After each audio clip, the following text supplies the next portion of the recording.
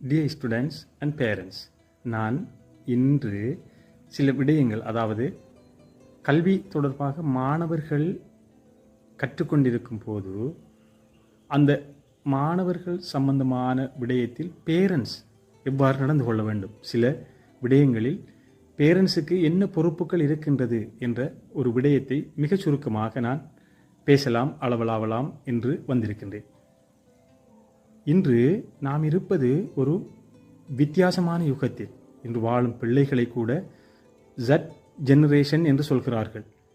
எல்லோரும் ஒரு டிஜிட்டல் யுகத்தில், எண்மிய யுகத்தில் வாழ்ந்து கொண்டிருக்கின்றார்கள். நாம் வாழ்ந்ததை போன்று அவர்கள் இல்லை. எமது பிள்ளைகளுக்கு எமக்கு தெரியாத எல்லா விடயங்களும் நன்றாகவே தெரியும். அதே போன்று நாம் நினைப்பதைப் போல் எமது பிள்ளைகள் அல்ல. அவர்கள் ஒரு வித்தியாசமான ஒரு யுகத்தில் வாழ்ந்து கொண்டிருக்கின்றார்கள். இந்த டிஜிட்டல் யுகம் நாம் இருக்கும் போது உருவான யுகம். இந்த யுகம் வருவதற்கு முன்னர் நாம் பிறந்திருக்கிறோம். ஆனால் எமது பிள்ளைகள் இந்த யுகம் வந்ததன் பின்னர் பூமியில் பிறந்தவர்கள். அவர்களுக்கு இந்த டிஜிட்டல் யுகத்தை பற்றி நிறையவே அறிவிருக்கின்றது, நிறையவே நாலேஜ் இருக்கின்றது. அதை எவ்வாறு கையாள முடியும் என்பது பற்றிய நிறைய அறிவு அவர்களுக்கு இருக்கின்றது. இது சம்பந்தமாக பேரண்ட்ஸ் ஆகிய, பெற்றோராகிய நாமும் இந்த விடயங்கள் பற்றி தெளிவை பெற்றிருக்க வேண்டும். ஒரு பிள்ளை படிக்கின்றது. இப்போது நாம் படிப்பதை போல் நாம் படிக்கும் காலத்தில் ஆசிரியர் கற்றுத்தருவார். புத்தகங்கள் இருக்கும். புத்தகங்களை பார்த்து, ஆசிரியர் சொல்வதை பார்த்து நாம் கற்றுக்கொள்வோம். இப்போது அவ்வாறல்ல.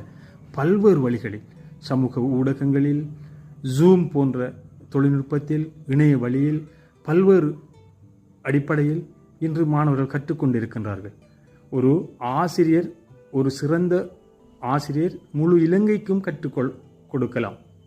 ஒரே ஒரு ஆசிரியர் கொழும்பில் இருந்து கொண்டு ஒரு பாடத்தை முழு இலங்கைக்கும், ஏன் உலகத்திற்கும் கூட கற்றுக் கொடுக்கலாம். அதுதான் இந்த யுகத்தின் சிறப்பியல்பு.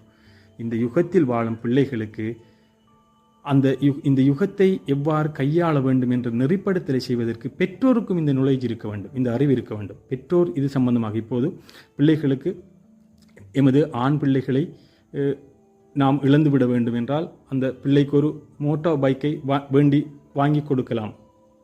எமது பெண் பிள்ளைகளை நாம் இழந்து, நாம் பெண் பிள்ளைகளை விட்டு தூரமாக வேண்டும் என்றால் அந்த பெண் பிள்ளைகளுக்கு ஒரு ஃபோன், ஒரு ஸ்மார்ட் ஃபோன், ஒரு திறன்பேசியை வாங்கி கொடுத்தால் போதும் என்று சொல்கிறார்கள். இந்த விடயங்களை, இந்த திறன்பேசி இல்லாது எதுவுமே செய்து கொள்ள முடியாது இந்த யுகத்தில். இது ஒரு அத்தியாவசியமான